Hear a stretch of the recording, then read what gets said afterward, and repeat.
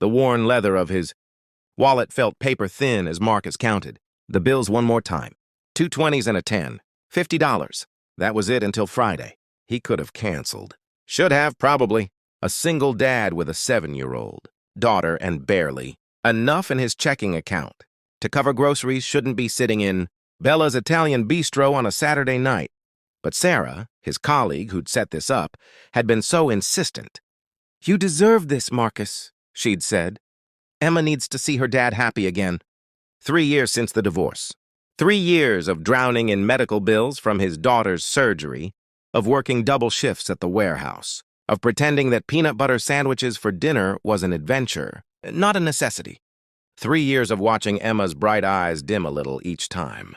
He said no to the things other kids had. But tonight, for 2 hours, he'd allowed himself to hope. Marcus smoothed down his shirt, his only good one, ironed carefully that afternoon while Emma helped by handing him the spray bottle. She'd been so excited about Daddy's fancy dinner, had even let him borrow her lucky penny to put in his pocket.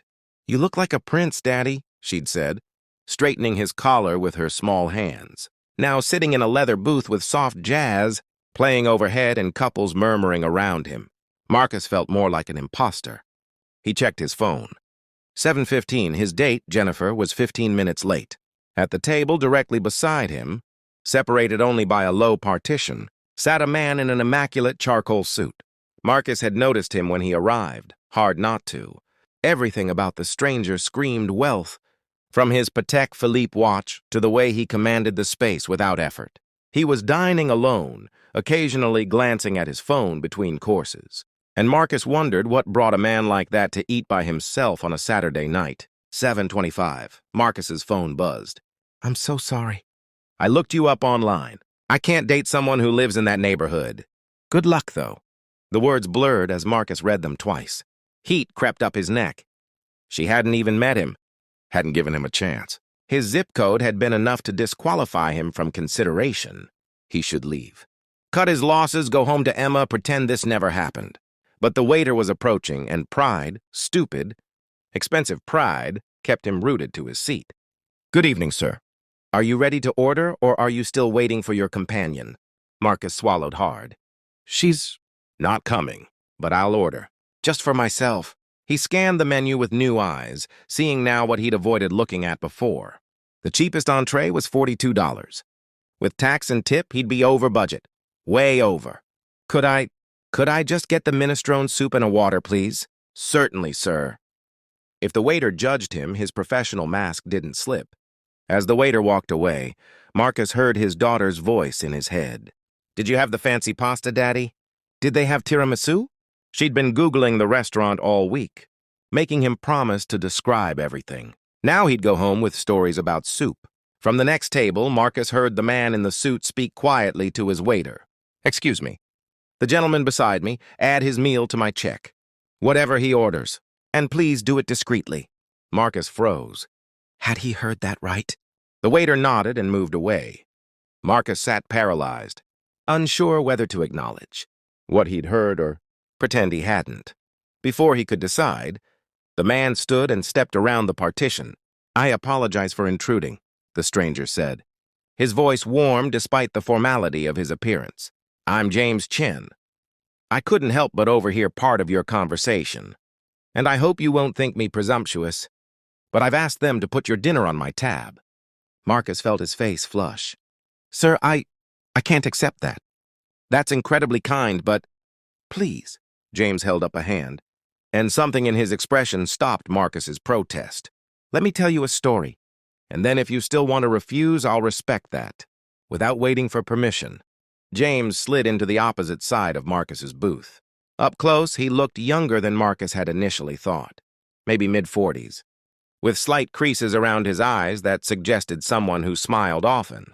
23 years ago, I was a college student working 3 jobs to stay enrolled. One night, I went to a diner to meet a study group. I had $8 in my pocket, enough for coffee and maybe a piece of pie. The group never showed, stood me up completely. James's smile turned rueful. I was sitting there exhausted, humiliated, trying to figure out if I should just drop out and go home to help my parents with their restaurant. And then the waitress brought me a full meal. Turkey, mashed potatoes, the works. Said someone had paid for it already and wanted me to know. I looked like I needed it more than they needed the money. Marcus listened, his throat tight. I never found out who it was, James continued. But that night, sitting in that diner, eating that meal, it wasn't just about the food. It was about someone seeing me, really seeing me at my lowest moment and deciding I was worth their kindness. It gave me the strength to keep going. I finished school, built a business, and I promised myself that if I ever saw someone else in that moment, I'd pay it forward. What kind of business? Marcus asked quietly. I run a logistics company, Chen Distribution.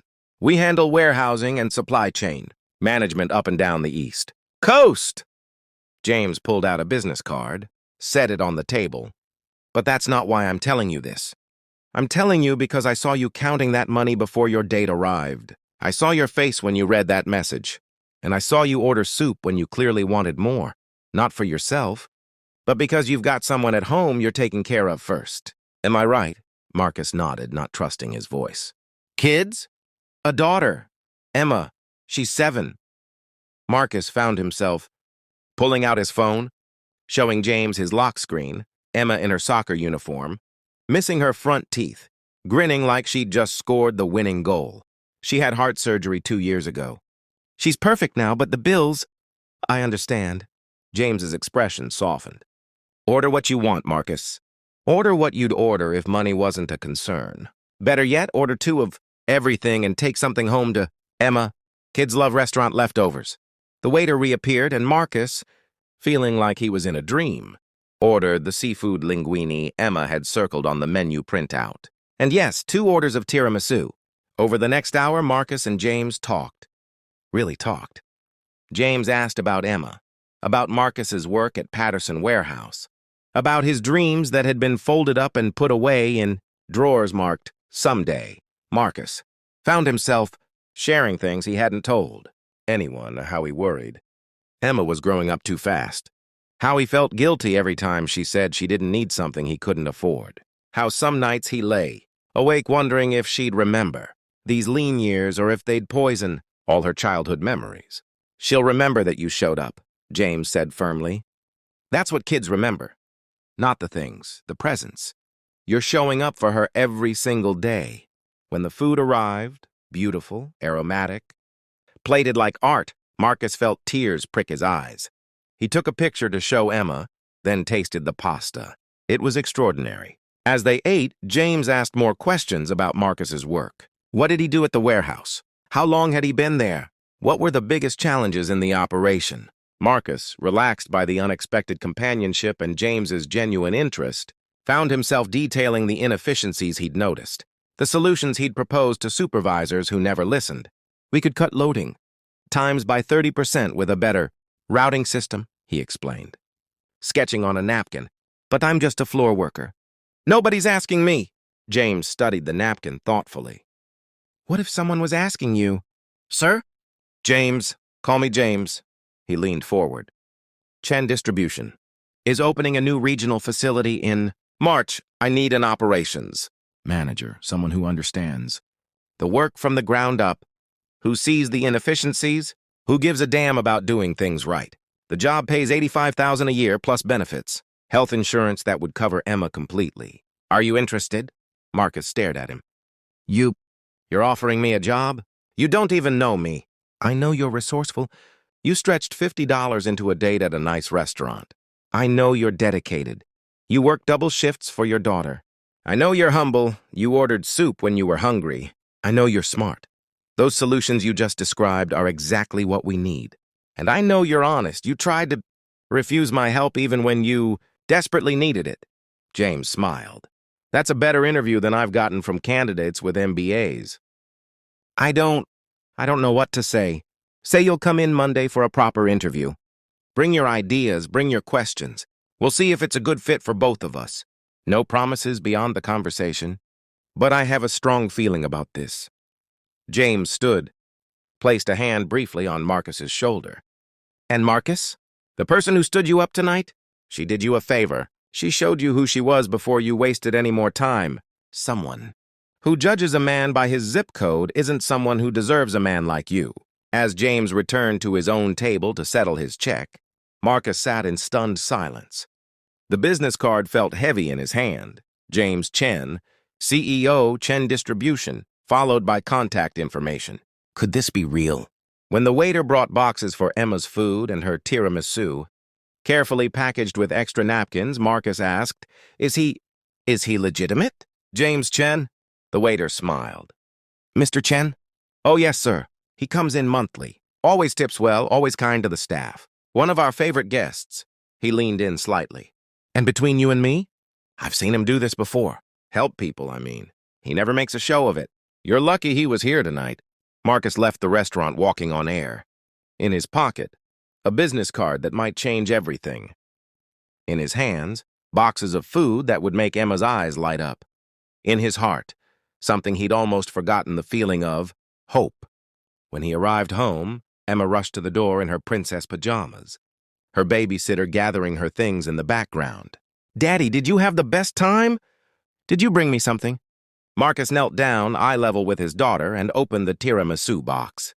I brought you the most special dessert in the whole restaurant. And Emma, I have so much to tell you about tonight. As they sat at their small kitchen table, Emma, savoring each bite of tiramisu while Marcus described every detail of the evening, he realized James had been right. It hadn't been about the meal. It had been about being seen. And sometimes, being seen is exactly what you need to remember that you're not alone, that kindness exists, that one person's compassion can change the trajectory of another person's entire life. That lucky penny Emma had given him, he'd keep it forever, because tonight it had worked a kind of magic he'd stopped believing in, the magic of human connection, of grace in unexpected places, of second chances delivered by strangers who choose to care. 3 months later, Marcus would start his new job. 5 years later, he'd be Chen Distribution's Director of Operations. 10 years later, he'd help James expand the company's charitable foundation, creating programs that helped single parents get training and opportunities in logistics careers. But on this night, all Marcus knew was that he'd gone out with $50 and a heavy heart, and come home with something priceless. A reminder that the world still held people who looked at strangers and saw not their bank accounts or their zip codes, but their worth. And that sometimes all it takes is one person deciding that you matter to change everything.